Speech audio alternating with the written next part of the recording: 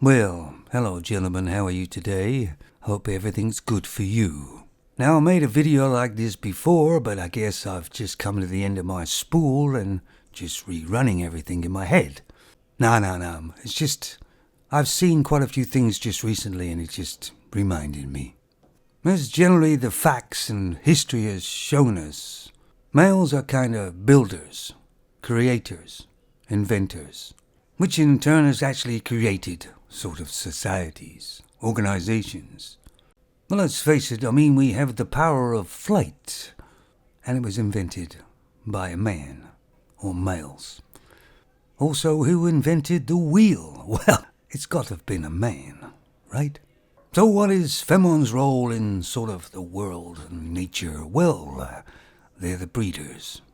But there's also something else that they are. They're the destroyers, too. They destroy men's lives, destroy marriages, children's lives, companies, organizations.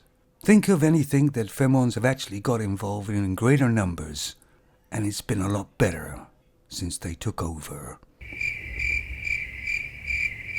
Yeah, I can't think of anything either. And here I have a representation of the modern Femon in the thumbnail. You see, they get involved into an organization or a company in greater numbers, and all of a sudden that company changes. Because the Femons make it all about them and their issues. And whatever the company produced or stood for is secondary. And eventually the organization or company starts failing. And the Femons have to move on to somewhere else. Of course, thinking about it, it may be nature's plan. Males build, create, and Femons destroy it. A sort of perpetual loop. But Femons don't seem to have an original thought themselves in a way. Everything they do, it's basically just copying males.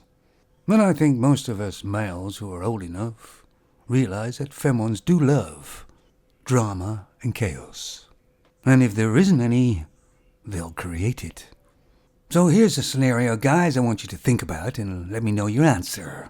Let's assume we put loads of Femons, all different ages, mostly young, in a spaceship and sent them to a planet far, far away. Hey, that rings a bell. And then we take another spaceship and go check them out, see how they get on in, say, 50 years or so. I wonder what we'd find.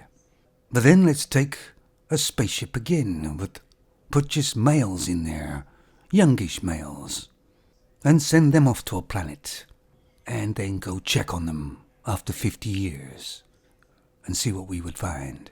I'm going to be putting this video on YouTube. God, I am pushing the envelope a bit, as YouTube seems to be having another crackdown. Remember, guys, a man without a Femon is still a man.